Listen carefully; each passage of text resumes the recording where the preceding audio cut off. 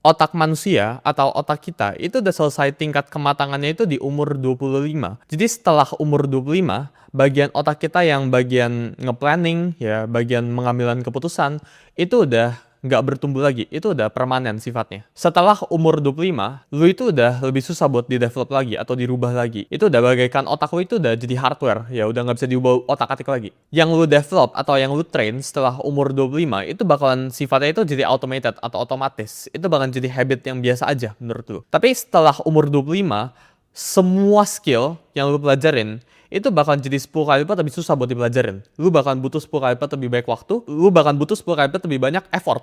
Dan gue lihat tragedi di sini, ya baik banget anak-anak umur SMA gitu ya, yang baru selesai lulus kuliah itu di umur ke 22. Jadi by the time ya mereka umur 22, mereka cuma punya waktu gap kurang lebih 3 tahun. Terusnya mereka dalam 3 tahun ini biasanya nggak ngapa-ngapain. Dan setelah itu di umur 28, 27 gitu ya, mereka baru nyadar, oh gila, gue baik banget yang gue nggak tahu tentang dunia ini, baik banget yang seharusnya gue pelajarin dari dulu. Penyesalan itu baru datang setelah itu. Karena kita lihat ya, sekolah ya atau institusi perkuliahan ya itu ngajarin sebenarnya skill yang salah. Sekolah ya itu ngajarin kita matematika integral, tapi nggak ngajarin kita gimana cara baca kontrak kerja.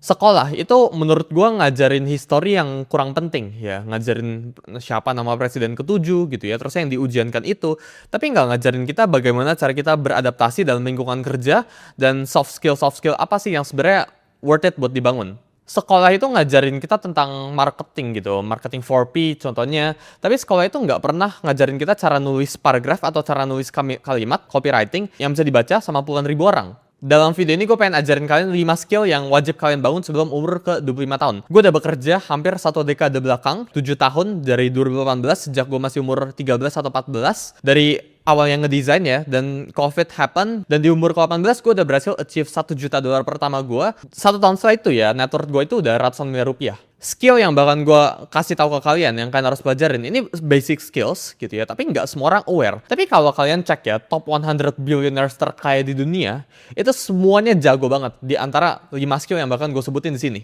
Kalau lu nggak pelajarin atau kita ngomong asah skill yang gue bakal sebut di sini, harga yang lu harus bayar ke depannya itu bukan nggak sukses atau kurang sukses, tapi harga ke depannya yang lu harus bayar itu lu bakal jadi stuck. Gaji lu itu bakal nyangkut, ya lu bakal lebih sulit untuk berkembang. Dan ini hal-hal yang gue harap gue tahu 5 atau ya kurang lebih 3 tahun belakang aja, nggak usah panjang-panjang. Karena kalau gue tahu ini 3 tahun belakang, karir gue itu bakal progres jauh lebih cepat. Dan ini bakalan jadi exact framework ya, step by step buat kalian pelajarin skillnya. Tapi sebelum kita masuk ke 5 skill yang gue bakalan sebut di sini ya, semua skill yang gue bakalan sebut di sini, ini sifatnya itu meta skill. Ini bukan hard skill, ini bukan soft skill sifatnya. Gue nggak bakalan sharing ke kalian, oh skill kalian harus belajar buat belajar AI gitu ya, meskipun ini penting. Oh kalian harus belajar buat ngedit video, kalian harus belajar buat pakai Photoshop atau pakai ChatGPT, itu udah common banget. Tapi dalam video ini gue pengen sharing ke kalian skill yang bisa di compound selama kalian belajar 40 tahun dan ini nggak pernah akan hilang. Kalau kalian pelajarin misal 5 tahun yang lalu ya, skill tentang programming, mungkin sekarang skill programming itu udah sedikit relevan karena udah ada bantuan dari AI. Jadi kan udah nggak butuh programming bikin ribuan line of code lagi gitu. Tapi skill yang gue bakal sebut sini, ini nggak bakalan hilang ya, mau tiba-tiba ada AI, mau tiba-tiba ada technology advancement apapun itu, ini nggak bakalan pernah hilang dan akan selalu dibutuhin oleh umat manusia. Skill yang bakalan gue sharing ke kalian, ini bakalan bikin skill yang kalian punya sekarang itu jauh lebih berharga. Misal kalian itu seorang video editor. Video editor biasa itu misal dibayarnya cuma 7 juta. Tapi dengan misal video editor yang bisa negosiasi atau bisa menunjukkan skill dia, bisa menunjukkan keterampilan dia, itu bisa dibayarnya 2 atau 3 kali lipat lebih. Programmer biasa contohnya tanpa skill apapun, meta skill apapun yang bakalan gue sebut dalam video ini mungkin cuma dibayar ya misal 7 juta gitu. Tapi program yang bisa nulis, yang diajarin buat nulis copywriting dengan bagus, itu bisa dibayar berkali-kali lipat di atas itu. Cuma dengan kalian master ya 2 dari 5 skill ini, menurut gue lu udah jadi top 1%. Tapi kalau lu bisa master 3 bahkan 4, lu jadi 0,0001% di Indonesia ini. Karena gue ngeliat ya literasi dari Indonesia ini masih sangat-sangat kurang. Jadi langsung aja kita masuk ke skill yang pertama, yaitu menulis. Sebelum lu mulai skip bagian part ini atau mulai exit dari video ini, karena ini menulis ya, gue juga bisa menulis, gue nggak pengen jadi penulis dan sebagainya. Menulis ya itu bukan skill komunikasi ya, ini bukan tentang lu harus nulis paragraf random atau apapun itu, tapi menulis itu adalah skill cara kalian berpikir. Karena kalau lu nggak bisa menulis dengan jelas ya, lu nggak bisa berpikir dengan jelas, lu harus belajar buat tulisan apa yang ada dalam pikiran lu, komunikasikan apa yang dalam pikiran lu ke kertas, ke dalam bentuk format tulisan. Ketika tulisan kalian itu berantakan, ketika lu nulis itu nggak terstruktur isinya, lu belum apa lompat-lompat kalimatnya, itu otak lu itu juga berantakan. Gue sendiri ya, gue pribadi juga punya aturan ya ke dalam semua bisnis lini gue ya, atau apapun ide yang gue punya dalam kepala gue. Itu kalau gue nggak bisa tulisin dalam satu kalimat, dua kalimat ya, maka gue nggak bener-bener mengerti ya ide atau isi kepala gue itu kayak gimana sekarang. Orang yang bisa menulis lebih bagus itu bakal dapat uang yang lebih banyak pastinya. Karyawan yang bisa nulis lebih bagus emailnya, misal karyawan pengen propose ke bosnya tentang sesuatu gitu lewat email. Dan ketika dia bisa tulis dari paragrafnya rapi, ya copywritingnya rapi, entering spacingnya itu rapi, itu bakal jauh di reward lebih bagus. Karena orang yang bisa menunjukkan dirinya itu clear, dirinya itu bisa nge-persuade orang ya, membujuk orang tanda kutip, itu bakal dapat reward yang lebih besar daripada yang nggak bisa.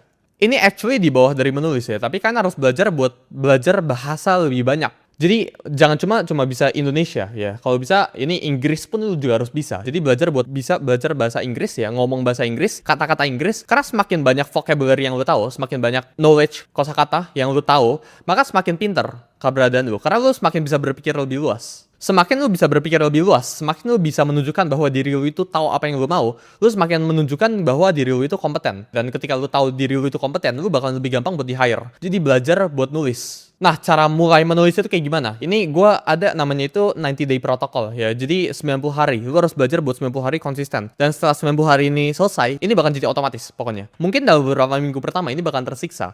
Tapi setelah 90 hari ini, time frame 90 hari ini bakalan jadi otomatis buat diri lu. Dan lu harus lakukan ini sebelum umur 25. Karena setelah umur 25, otak lu itu udah hardwired. Udah nggak bisa diubah, udah susah berubahnya. Dan effort yang lu butuh buat menulis ya, butuh buat membangun skill yang gue bakal sebut di video ini bakal 10 kali lebih susah.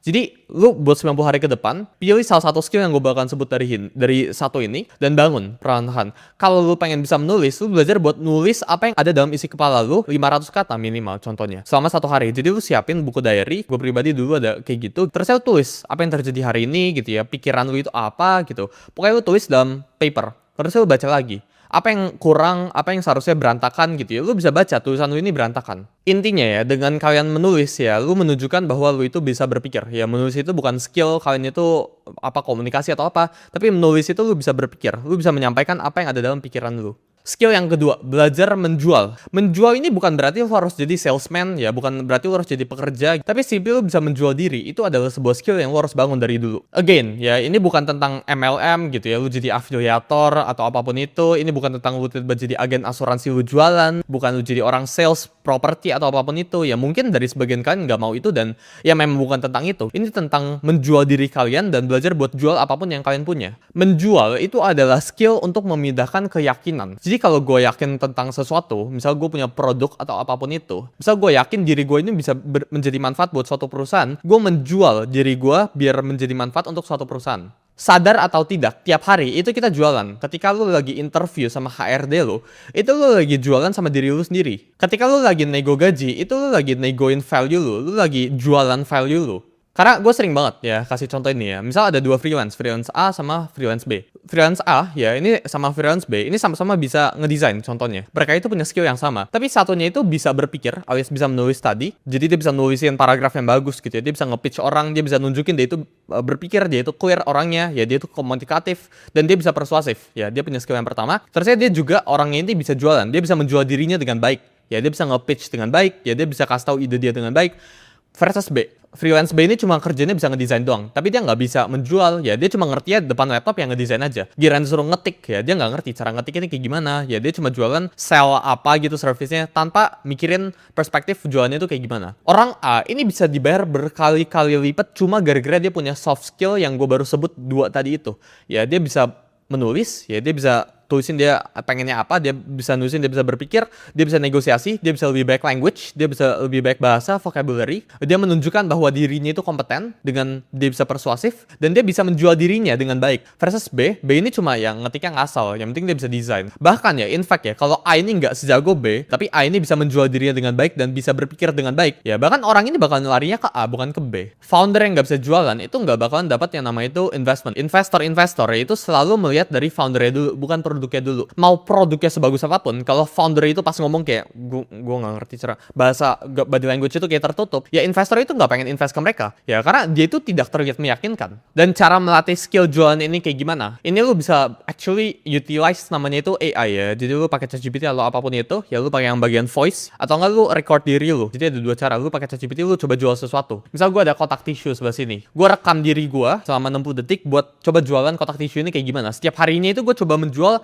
suatu hal yang unik, suatu hal yang baru. Itu bisa dipakai buat kalian belajar. Terus kalian nonton ulang. Misal gue baru rekam diri gue jualan kotak tisu, ya apa yang kurang? Apakah kalau gue customer gue pengen beli ini atau enggak gitu. Ini bukan biar kalian jadi sales ya, tapi biar kalian itu bisa jadi orang yang lebih persuasif. Jadi skill yang kedua itu belajar buat jualan. Tapi sekarang ya, kalau lu tanya ke gue, ya skill yang bisa buat lu jadi kaya, ya itu bukan skill yang pertama, ya bukan skill menulis, bukan skill juga jualan, tapi skill yang ketiga ini, yaitu belajar membaca angka. Warren Buffett itu udah beli saham pertamanya di umur ke-11 tahun. Dia itu dulu rajin banget bacain laporan-laporan keuangan. Warren Buffett ya di umur 11 tahun itu udah ngerti ratio, udah ngerti marginal utility, cost, semuanya dia udah ngerti ya bahasa-bahasa laporan keuangan. Dia itu mengerti yang namanya itu angka. Dan kita lihat kan Warren Buffett tuh sekarang sekaya apa. Bahkan fun fact ya, OJK itu ada survei di tahun 2022 bahwa 65% ya dari penduduk Indonesia atau dari anak Indonesia itu memiliki kekurangan literasi finansial. Itu termasuk dari anak kuliahan, termasuk dari orang pekerja di bank, termasuk anak-anak, termasuk remaja kayak kita.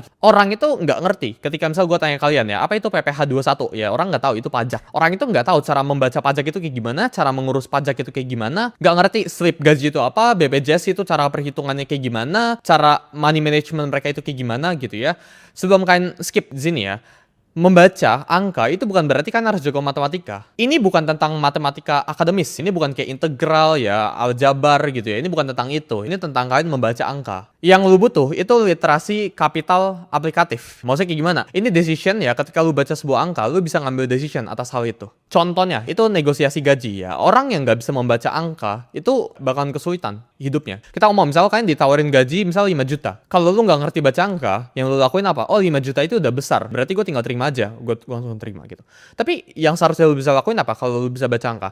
Oh, gue compare dulu sama gaji-gaji lain ya. Gaji lain di tempat A itu berapa, gaji lain di tempat B itu berapa. Ini kan membaca angka. Rata-rata UMR itu berapa sih di Jakarta gitu. Oh berarti kayak ternyata setelah gue cari-cari lebih dari 5 juta. Ya ternyata orang-orang di Indonesia, misal Jakarta ya, itu digajinya 7 juta. Berarti gue harus negosiasiin gaji gue ke 7 juta. Itu membaca angka. Misal lu itu beli rumah terus saya pakai KPR karena KPR itu langsung lu pengennya oh ini langsung bayar segini DP 0% contohnya gitu lu langsung bisa dapat rumah. Tapi kalau lu nggak bisa menghitung membaca angka tanda kutip, oh ternyata dalam 10 sampai 20 tahun kalau gua misal bayarnya cash ya, gua bisa hemat 200 sampai 300 juta. Orang yang nggak ngerti effective interest rate, jadi suku bunga itu berapa sekarang dihitungin. Terus kalau mereka investasi, mereka asal investasi, nggak ngerti membaca angka, nggak ngerti baca laporan keuangan. Misal lu investor, lu nggak ngerti PE ratio apa, lu nggak ngerti semua bahasa-bahasa investasi gitu, investment, ini lu bakal sangat sulit. Lu nggak ngerti apa itu bare minimum ya, jadi index fund itu kasih return berapa, sesimpel hitungan kayak gitu ya, atau membaca angka kecil atau tentang finance,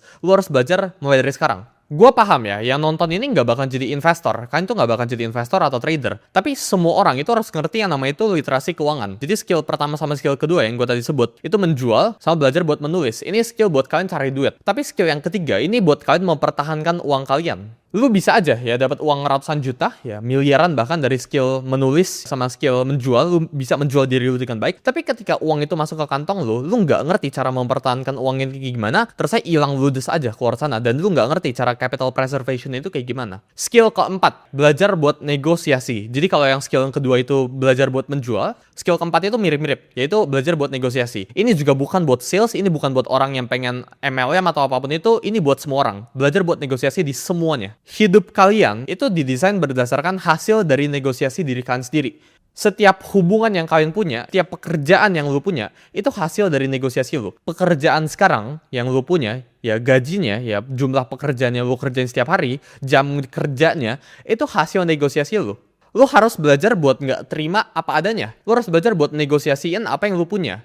Ada research ya dari Linda Babcock bahwa karyawan di US yang berhasil negosiasiin gaji mereka, yang at least negosiasiin gaji mereka, itu naik gajinya 20-40%. Jadi kalau gaji lu 10 juta, ini bisa naik 12-14 juta. kelihatannya itu kecil ya, cuma selisih 2 juta. Tapi kalau lu compound uangnya, ya lu investasikan selisih ini 2 juta ini ke indeks 8% kayak gitu, ini udah 2 miliar lebih ya dalam waktu 30 tahun di karir lu. Dan ini cuma gara-gara lu ngomong beberapa kata ke depan HRD lu, gue pengen naikin gaji gua. Tapi again ya, lu nggak bisa sembarangan negosiasi kalau value yang lu provide itu biasa-biasa saja. Jadi ini semuanya itu sebenarnya tergabung. Lu harus belajar bisa tulisin apa yang ada dalam pikiran lu, menjual diri lu, negosiasiin juga apa yang lu bisa jual. Jadi lu nggak bisa provide kosong, tapi lu negosiasiin. Lu nggak bisa punya value rata-rata, tapi lu pengennya di atas rata-rata. Itu susah. Cuma dengan satu percakapan ya, contoh 15 menit ya, ini udah bisa ngaruh, bisa ke miliaran rupiah. Cuma dalam lu ngobrolin lu pengen negosiasiin gaji lu negosiasiin diri lu itu harus kerja misalnya lebih banyak atau lebih kurang atau apapun itu, ini lu bisa dapat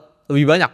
Dulu ya, pada saat gue masih bikin semi agency ngedesain ya, tahun 2020-an, gue itu takut banget buat negosiasi ya. Dulu gue di offer sama salah satu toko buat desainin IG page-nya, Instagram page-nya, di highlight-nya, IG post-nya, itu dibayar 1 juta rupiah. Gue masih ada bukti transfernya sekarang. Tapi dulu tuh gue takut buat negosiasiin ke atas. Tapi kenyataannya, kalau toko itu berani bayar gue 1 juta, dulu gue nggak kepikiran ini. Tapi kalau toko itu berani bayar gue 1 juta, berarti dia hasil lebih dari 1 juta gara-gara gue. Kalau nggak, dia nggak mungkin recurring bayar 6 bulan berturut-turut. Dia mendapatkan value lebih dari 1 juta itu selama 6 bulan berturut-turut. Harusnya pada saat bulan pertama gue dapat 1 juta, gue berani untuk negosiasiin, misal di bulan keduanya dia tetap bayar 1 juta, bulan ketiga ya gue negosiasiin, gue naikin 20% kayak, gue naikin berapa ratus ribu gitu kayak. Karena ketika gue nggak negosiasi, ya gue tidak menaikkan value gue juga. Karena rasa takutnya ya gue jadi kehilangan jutaan rupiah karena gue nggak berani ngomong cuma dalam beberapa menit atau beberapa bubble chat kalau gue minta duit. Gue takut kehilangan. Beberapa bulan setelah itu ya, 6 bulan setelah itu ya, gue di offer sama salah satu toko lagi. Karena kan again ini zero sum kan, gue cuma boleh megang satu toko, ngedesain satu toko karena mereka itu kompetitor. Toko lain itu offer gue gaji 5 juta pas itu. Ya masih ada again bukti transfernya. Ini 5 kali lipat lebih banyak. Ya scope kerjanya itu sama. Ya, tapi uang yang gue dapatkan itu berbeda. Kenapa? Karena gue pertama di sebelah sini, gue takut untuk negosiasi.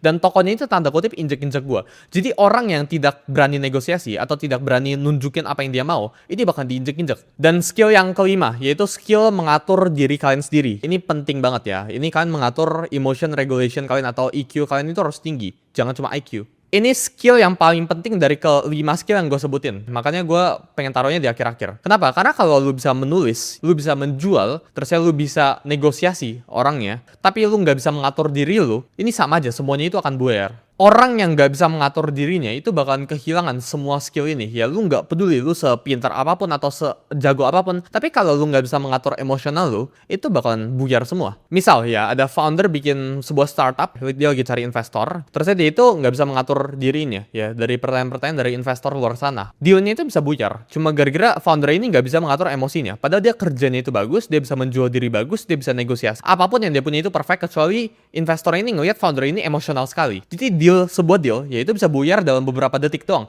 Cuma gara-gara lu marah. Lu itu bisa bangun reputasi lu bertahun-tahun, tapi itu bisa hancur cuma dalam beberapa detik. Gara-gara lu nggak bisa mengatur emosi lu. Misal lu itu sebuah karyawan dalam suatu perusahaan, lu udah kerja puluhan tahun. Terus tiba-tiba gara-gara lu nggak bisa mengatur emosional lu atau emosi lu, pada saat lu lagi meeting nih sama bos lu tiba-tiba raise voice lu tiba-tiba ngomong itu kencang ke bos lu nggak suka sama lu, besokannya langsung dipecat. Itu juga bisa happening gitu. Jadi cuma gara-gara lu nggak bisa mengatur diri lu, 4 skill yang gue sebutin di saat lah, yang main skill ini, yang soft skill sebelah sini, meta skill, ini bisa buyar. Lu bisa ya jadi nomor 1 di semua bidang 4 ini. Lu bisa jadi orang yang nulis, bisa berpikir gitu ya. Lu bisa jadi orang yang jualannya itu jago banget. Tapi kalau lu emosional orangnya dikit-dikit meledak ya, lu nggak bisa regulate diri lu, maka semuanya itu percuma. Dan cara terapin ini kayak gimana ya? Biasa itu dengan pause. Cara melatih skill ini kayak gimana ya? Dengan kalian berhenti sejenak ya. Jadi setiap kali lu marah atau apapun itu, lu bisa tarik 5 deep breath, atau nggak lu tunggu 30 detik, berapa puluh detik sesuai dengan pace diri lu sebelum ngambil atau sebelum ngomong. 5 skill yang gue baru sebut di sini, ini skill yang gue prioritize untuk bangun. Karena ada 50 skill lainnya yang sebenarnya lu juga bisa bangun. Tapi 5 skill ini menurut gue yang bisa kalian compound. Jadi kalau misal lu video editor, ya video editor itu juga sebuah skill ya, video editing. Lu video editor, terus lu bisa emotional regulate, lu bisa membangun, ngatur diri lu bisa menjual diri lu juga dengan baik, lu bisa negosiasiin gaji lu juga, lu bisa menulis juga apapun yang lu pengen. Hasilnya itu bakal lebih perfect. Lu bakal jadi orang yang dibayar berkali-kali lipat lebih atas. Lu bakal jadi orang yang dibayar berdasarkan apa yang lu deserve sebenarnya, bukan jadi orang yang underpaid.